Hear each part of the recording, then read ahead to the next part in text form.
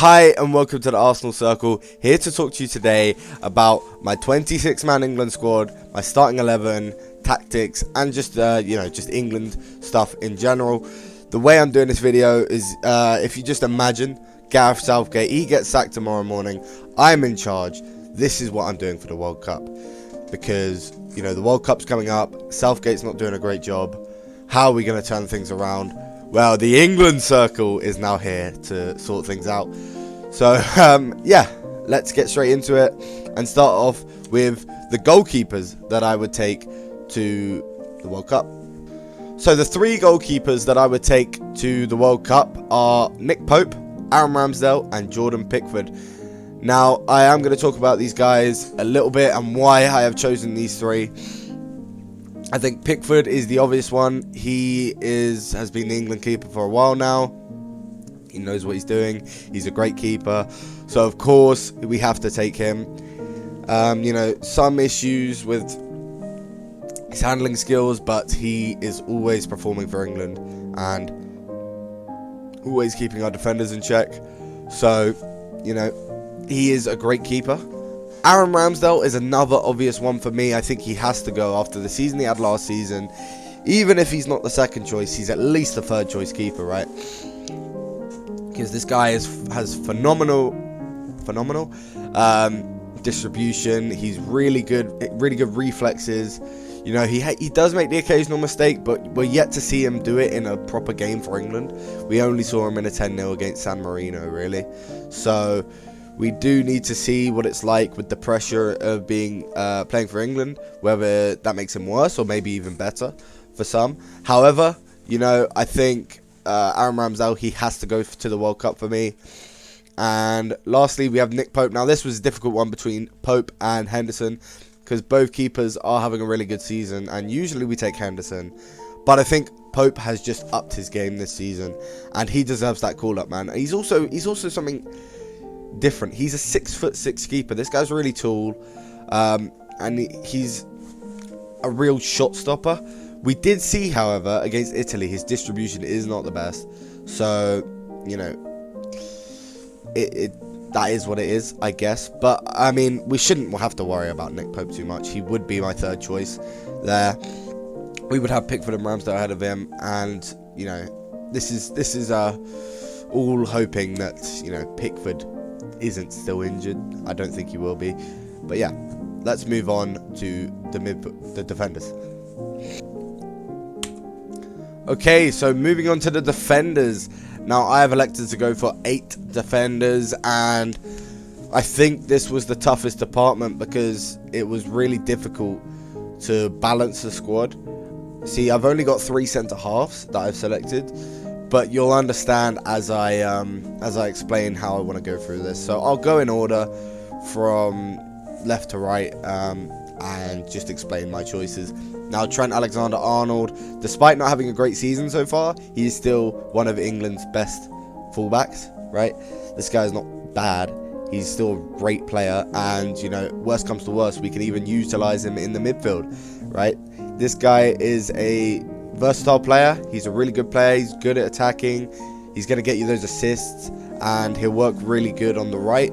I don't want to say too much because I will talk about it when I have my starting 11 and how that would work. But I think Trent Alexander-Arnold definitely deserves the England call-up, despite having a bad season so far. And I know you talk about form, and you could easily, I did have a debate of whether do I go for Kyle Walker-Peters there, because he is able to play both sides and we need another left back, because we're limited on those. But no, I elected to go for Trent Alexander-Arnold. I think he deserves it, right? He is, we're acting like this guy isn't still top 2 fullbacks right now. So, would he say, he's probably not top 2 fullbacks right now. That's probably come out of my arse. I'd say, top 2 England right backs, right? And I'm taking Kyle Walker. So, we'll get onto that in a second. Benjamin White. Now, this was a big debate between Eric Dyer and Ben White. Now, maybe the bias has come out here, but I'm just not taking Eric Dyer. Benjamin White, despite being dropped from the Arsenal starting 11 as a centre-half, he's moved into right-back and he's played that role really well for us. And we can see how this guy... The thing I like about Ben White is you can play him CDM, you can play him centre-back, you can play him right-back, and if you really wanted to, you could even end up playing him left-back. This guy's... And he's a defensive version of all those positions. So whereas we have Chilwell, who's able to go forward, maybe we need Ben White to step in at left-back.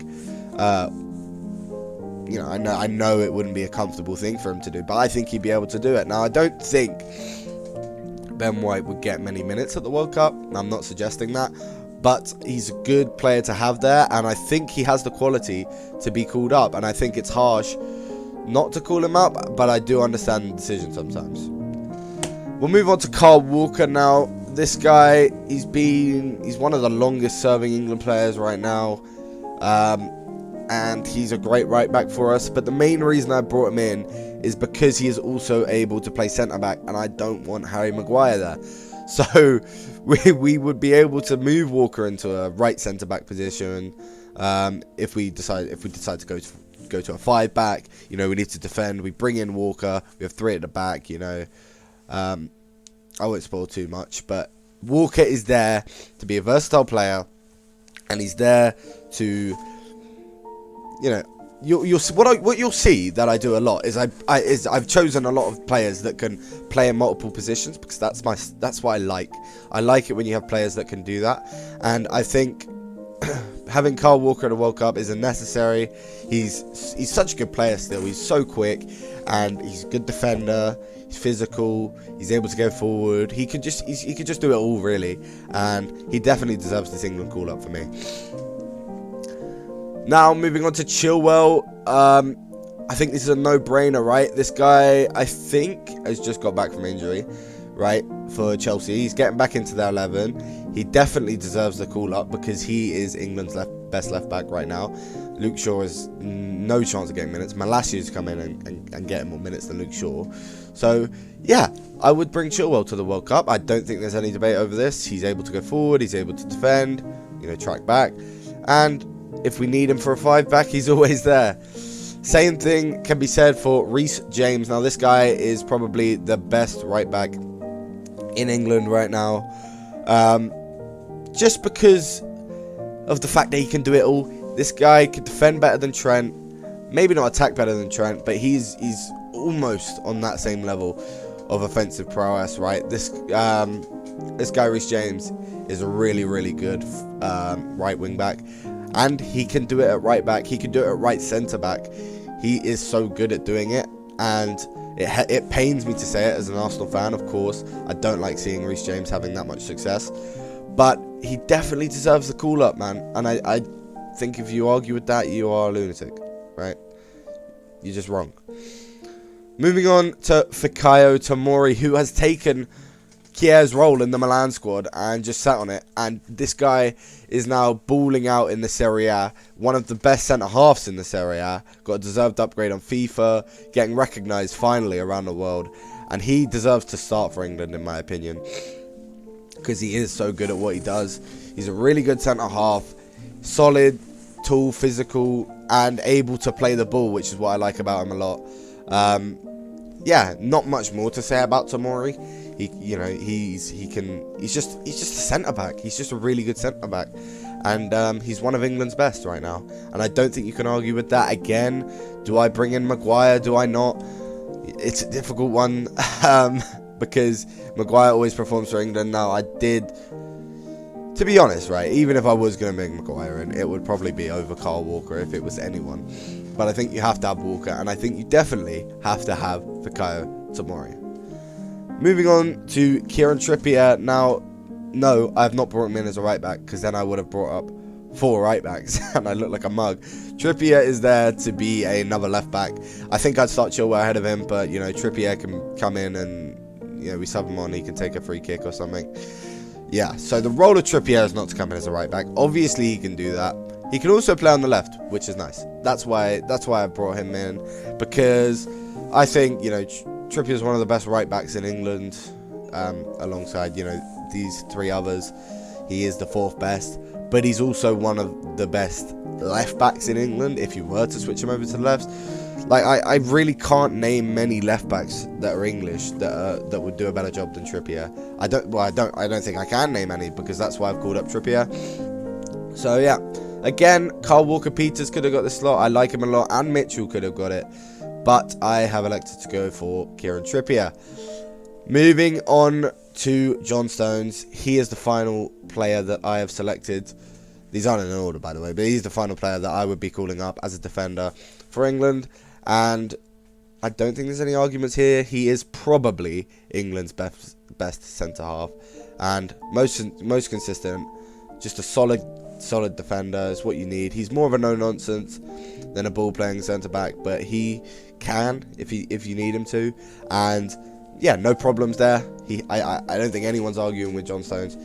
He definitely deserves that call up. And these are my defenders. Okay, now on to the midfielders. We are starting off with, first of all, let's say I have 1, 2, 3, 4, 5, 6, 7 midfielders. Just to double check that I'm not an idiot. Right, I've gone with 7 midfielders. So yeah, let's start off with Jordan Henderson. Again, this is quite an obvious one. I don't see anyone not taking Jordan Henderson. I wasn't going to when I originally was thinking about who I'd take to the World Cup. I was like, Ward-Prowse. But I think you have to have someone like Henderson, not because of how good of a player he is, but because of how he elevates other players. When you have Henderson in the starting 11, or even on the bench, he makes other players perform better. It's as simple as that. You can't argue with that. But yeah, no, Henderson fully deserves the call up. He's a really good midfielder, holding midfielder, and I don't know. There's not much to say. I think we just need him there, right? James Maddison. Listen, now I have quite a bit to say about Maddison, because he is a tricky one. It's hard to put Maddison. It's hard to call up Maddison for the World Cup, not only because he hasn't got that much experience playing with this England squad, but also because there's a lot of good options in the midfield. Midfield's one of the more competitive categories, right? And I think Maddison deserves the call up because he is flourishing in a dying Leicester side. He is the only thing that looks good about them. He's probably going to get a big move in January or next summer to a big club. But yeah, Maddison definitely deserves a call up. And it's also because, as I said, he is flourishing in a dying Leicester team. This is a dying England team. This is an England team that is struggling. James Maddison could be the shining light of this England team. I'm not saying he will, and he probably won't start most games, but we bring him on for the bench. This guy's, I don't know, he's the type of player to get that last minute goal, that wonder goal from outside the box, maybe assist something. He is a really good midfielder, and he definitely deserves the England call up for me, and that's why I'm bringing James Maddison to the World Cup. Also, Declan Rice, a West Ham player. Now, I think he is the only West Ham player I've decided to call up, and he's a phenomenal player, isn't he? He's really good, a really good 6, and he sits right in front of the defence, and he solidifies the defence. It's almost like it's a 5 at the back, but at the same time, he's able to go forward and play balls in at the other end. Declan Rice, I think, is standard. I think everyone has Declan Rice, and yeah, I don't think there's too much to say about him. Sorry about my nose. I am still coming back from an illness. But yeah, let's move on to Calvin Phillips. I think this is like the one that I'm closest not to having. Now, Calvin Phillips, we all know, is a brilliant midfielder. But the reason that I was hesitant about having him is because we have Henderson and Rice. Phillips was never getting minutes, right? So maybe, just maybe, I would choose Ward-Prowse over Phillips. But I think Phillips deserves the call up because of his performance in the Euros, and because just he's a good midfielder. He's just a good midfielder, right? He's better. He's better than most English midfielders on the ball. I know he hasn't played much for City, but I think this is the chance to get his form back and to get him into a real beast in the midfield. Although, as I say that, he's not going to be playing much, is he? But, you know, I do think Phillips deserves that call-up. And, yeah, not much more to say about Calvin Phillips. Got his big move to City. I think he deserves a call-up to the World Cup to play his first. And, yeah, that's why I've chosen him. Jude Bellingham. This guy is a rock in the middle. I can't remember what they're calling him over in Germany, but he's got a nickname. And it is a scary one because he is a really good midfielder. He can just do it all. You know, he can defend, he can attack, he can provide, you know, create chances. He's able to dribble with the ball. He's physical, he's nice and tall, can win headers. There's nothing Jude Bellingham can't do, and he is our best midfielder in my opinion. He is the first player I thought of when you say England midfielders, who you taking? Jude Bellingham is who I'm taking. Thank you very much. And I don't think anyone will have a debate with me on that one. Mason Mount. Now, Mason Mount is a tricky one again because do I pick him? 0 goals, 0 assists, 7 games, playing for Chelsea. Now at this point, you know, I have Maddison, I have Foden, who I'll get onto. Do I take Mount as well? Do I take 3 attacking midfield players? But the thing is with Mount is he is also able to play as an 8. I know he can play as a 10, and a 10 is probably his preferred position. But the good thing, the good thing about Mount, he's able to play out on the right. He's able to play as a 10, and he is able to play as an 8 if you need him to. This is if we're winning a match, you know, we need to drop back and have more defensive thing going on. If we're starting him as a 10, he can then turn into an 8 for us. And that's the good thing with Mount. And that's why I'm taking him mainly, because again, he's not a bad player. We're acting like Mason Mount, you know, he's a bit of bad form. He still is a good player, and I think on his day is better than Foden. But, you know, if you look at it this season only, Foden is getting in over Mount, but Mount is also getting into my team. And I will talk about Foden now, because the good thing about Foden, he's able to play on the left, he's able to play on the right of the attack, and he can play in that 10 position. And when he does, he plays exceptionally well. He's a really good creator, he's great for City, and you know what? Big up Phil Foden, man, because he's going to do a Mazas in Qatar. Nah, I'm joking. But, of course, Phil Foden deserves a call-up to England. He is one of England's best midfielders. And, you know, maybe he could have gone in the forward section. But I'm choosing him in the midfielders section because I would be looking to play him as an 8. So, yeah, let's now move on to the forwards. Okay, now moving on to the forwards. Firstly, we have Raheem Sterling. Again, 7 forwards, by the way. So it is 3-8-7-7. First of all, we have Raheem Sterling. Now, he was arguably England's best player at the World Cup. Sorry, not at the World Cup, at the Euros in 2020. No, it wasn't in 20, but it was the 2020 Euros, right? And he was the main reason we got to the final. He was a real goal-scoring threat. He got a lot of the goals in, even if they were jammy goals. And, you know, goals that most players would score, he actually got us there. And I think Raheem Sterling, again, another thing that's good about him, he's able to play anywhere in the attack. He can even play alongside Kane as a 2-striker thing going on there, which is what I like. And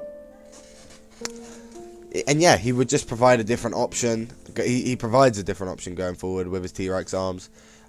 He's quick, he's agile, and he definitely deserves the call-up to England. I think if you argue with that, you're most definitely wrong.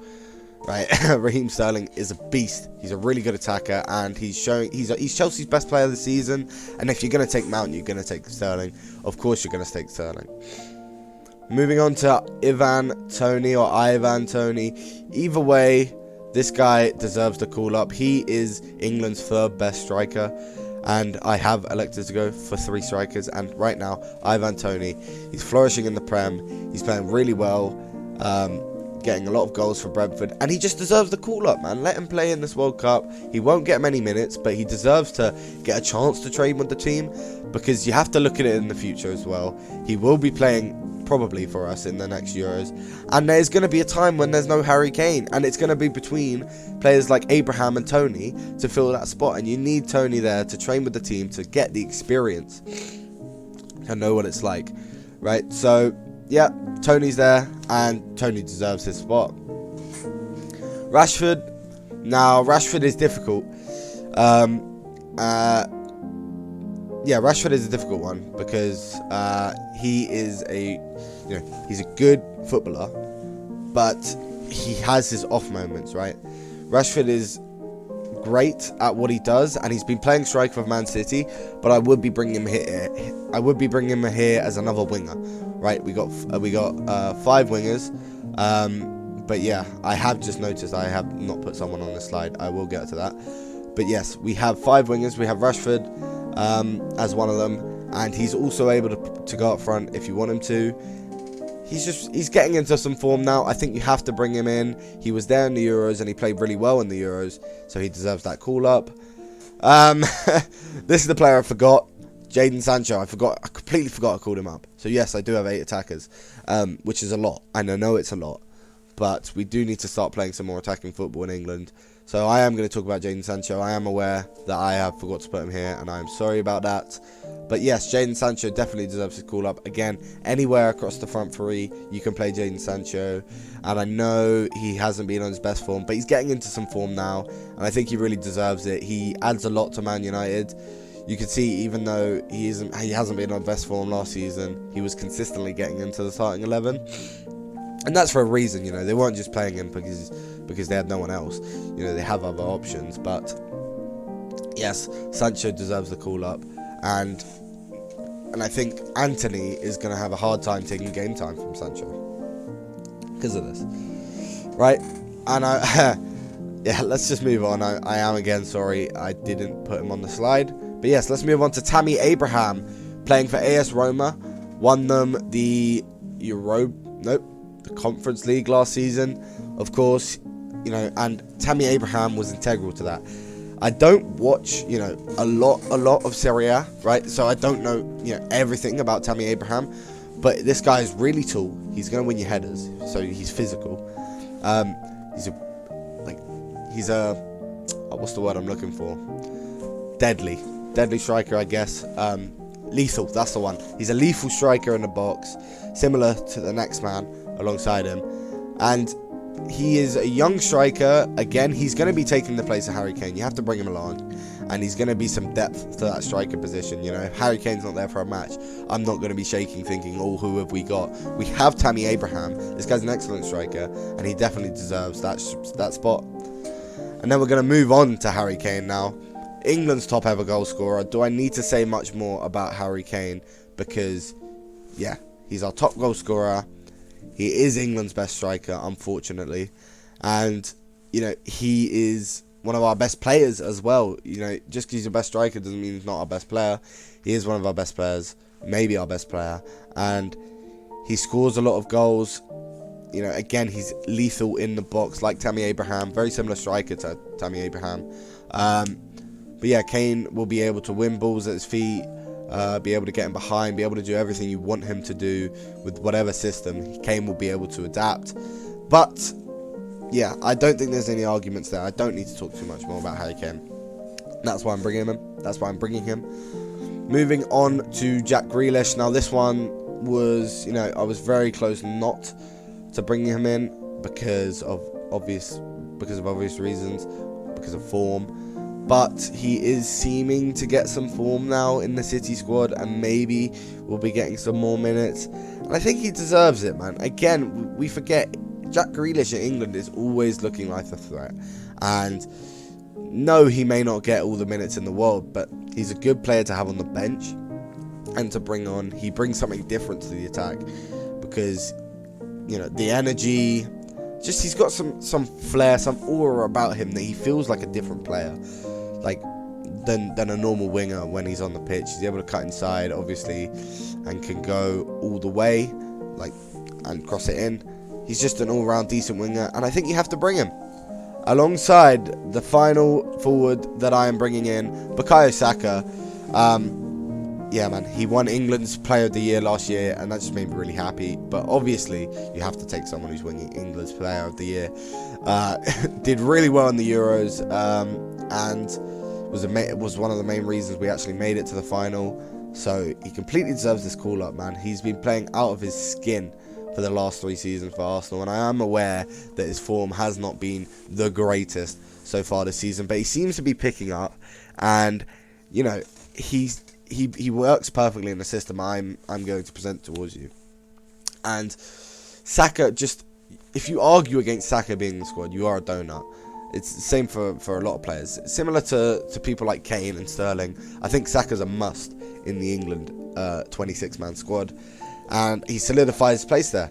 And rightly so. Saka is a brilliant football player. He's the future of England, alongside some other names on this forwards board. And he deserves this call-up. Again, if you don't agree, you're a donut. Let's move on to the starting 11 and tactics. Okay, now the good bit. Now the difficult bit. We are moving in to the starting 11. Now this is very flexible. Yeah, so I'm going to go through the starting 11, and then I'm going to talk tactics straight after. So yeah, let's start off with Pickford. Why have I chosen Pickford over Aaron Ramsdale? I am an Arsenal fan. What am I doing? Yes, Pickford deserves the spot, unfortunately. He is still probably our best keeper. But regardless of that, he's a beast for England, and he's proved that he shouldn't get dropped. He's just a great goalkeeper, consistent, which is what I like about him. And he's never made a big mistake for England that I know of, that I can recall to you right now. There's nothing major Pickford has done that's terrible. And I think it's really harsh to drop him. Maybe at the Euros you can now bring in Ramsdale and try him out a bit, but Pickford is getting on. Give him this World Cup, I think, right, as a starting player. Let's move on to the fullbacks, Chilwell and James. Now I have picked James over Trent Alexander-Arnold. I think James is just a better player right now, and I like that about him. Let's go on to Chilwell as well. I have picked Chilwell over Trippier. I don't think that's hard. And yeah, Chilwell is just probably England's best left back right now. And that's what I'll be doing. The two centre backs, I've got Tomori and Stones, of course, these two playing over Walker and Ben White, and even James, if you wanted to play him centre back and put Trent out right back or whatever. Yeah, I think they are the two strongest England players right now, and two strongest England players, two strongest English. Bro, I can't speak right now. Two strongest England centre halves right now. Tomori and Stones. Brickwood. Stones more of the traditional defender, Tomori more of the ball-playing defender, able to play on the left, which is nice. Let's move on to Rice, who I have selected over Calvin Phillips and Jordan Henderson. It's difficult because I would have Henderson in, but I think you can't ignore how good Rice has been, so that is why I've selected him. Jude Bellingham I have chosen for just being a really good football player. Probably England's best player if we're talking form-wise. And he's just a brilliant number 8 to have. And he is really the only natural 8 that I have selected. However, the way I've done it is you can have other people playing in there. Rice can go 8, Henderson could go 8, Mount could go 8, which is the nice thing. Even Phillips could go 8, which is nice. Nice and flexible. I have chosen Foden to go in the 10 spot. I've gone for like a 4-3-3 with a DM and a cam. I have chosen Foden to go in the 10 spot, and I think that's fair. Foden is an exceptional cam. He is a brilliant playmaker. He's able to trade positions with Sterling and Saka if you want him to. But I shouldn't be going into that now. I should be going into tactics. But I have chosen him over Mount based off of the form. Mount could easily play there as well. But I guess it depends when we go into the World Cup. So yeah, that's why I've chosen Foden. Moving on to the two wingers. Sterling I've chosen to start over Rashford. And yeah, no-brainer, isn't it? Sterling is the better player. Sterling is a versatile winger. He gives you something different with his, again, T-Rex arms. And he was our best player at the Euros, probably. So, of course, you have to say Sterling deserves this spot, in the starting 11 at least. And so yeah, that's why I've chosen Raheem Sterling. And Saka, this is controversial maybe, but I've chosen over Sancho. I've chosen over it's just Sancho really, isn't it? Can't remember if I've got anyone else there. Yeah, I've chosen him over Sancho. And do I think that's the right decision? Yes, I do think that's the right decision, because because Saka is, again, he won the Player of the Season he won the Player of the Year last year, and he's been playing out of his skin for the last 3 seasons. I have said that, and of course he deserves to play at right wing for us. He is the golden boy. He is the future of England, and he's, I've talked about why we called him up. It's the same reason I'm playing him in the 11, right? He goes ahead of Sancho for me, not off of form, but off of consistency. And some of these are here because of form, some of these are here because of consistency. And that's how it is. That's the way it's going to be. For example, Harry Kane, he's not in the greatest form of his life, but you could say Ivan Toney's in better form, but Kane is a much better player, more consistent, and he has to start for us. He is a goal-scoring striker. He scores goals and skulls, and that's what makes him so good. An elite player, and he will go down the history book. Simple as that. He has to start at the World Cup. This could be his last, right? So let's move on to the tactics and what I would do. Now, as you can see, I am playing the 4-3-3 with a DM and a cam, right? So let me start by saying the reason I haven't chosen a 5-back is because of the players I've called up. I've specifically done it to play in a 4-back. I'm aware that James and Chilwell are used to a 5-back, but I'm sure they'll be more than fine in a 4-back. Now, the way that I would do this is, so you can have Sterling and Foden interchange. When we're on the attack, you would have Foden come out to the left, you would have Sterling come into the middle, and you'd have Sterling and Kane up front. You'd have Saka on the right, and it would almost be a 4-2-4 with Rice and Bellingham in the midfield. And James is obviously able to get up with Saka, Chilwell with Sterling, because they know what they're doing and they know how to track back Trent.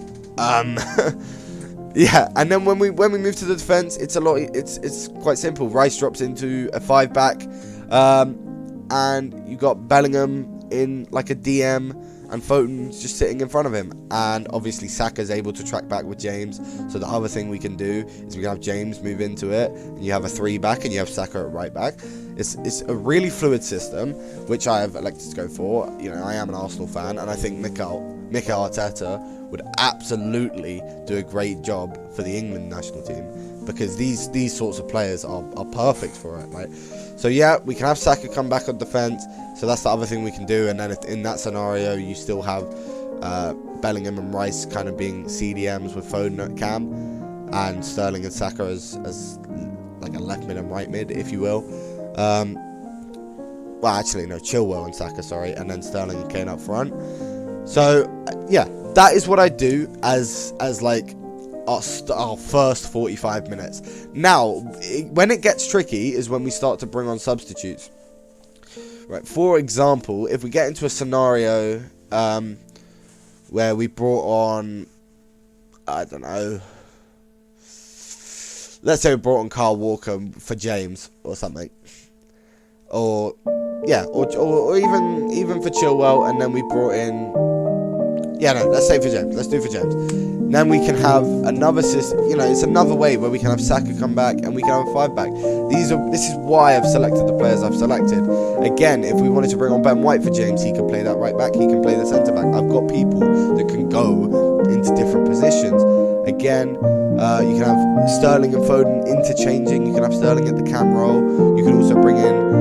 You can start Foden on the left. You can have Mount in the cam role, or if you want to sub off Sterling and bring in Mount, then you put Foden out on the left, and Mount would start at a 10. But a traditional game would just be as simple as this. You have Rice drop into a 5-back, or Saka drop into the 5-back on defence, and you'd have Foden go out left, Sterling and Kane in the middle, Rice and Jude Bellingham in the middle of the park. That's what we do. That's what we do on attack, and I think this team is strong enough to win the World Cup. What is my prediction for the World Cup, though? if we're going with this team, obviously we're going to win it. If we're doing it with Southgate, semi-finals is where I think we'll make it, and I don't think that's unreasonable. Yeah, Italy, we will see you there. I cannot wait. If you did enjoy this video, please like and subscribe. It would mean a lot to me because I put a lot of time in this video when I probably should be doing work. So yeah, I would appreciate that a lot. Comment down below what your 26-man squad is, or if you can't be bothered, your starting 11, and let me know if I've said anything stupid or I've missed out anyone. I'd love to hear what you guys think. And yeah, thank you for watching, and goodbye.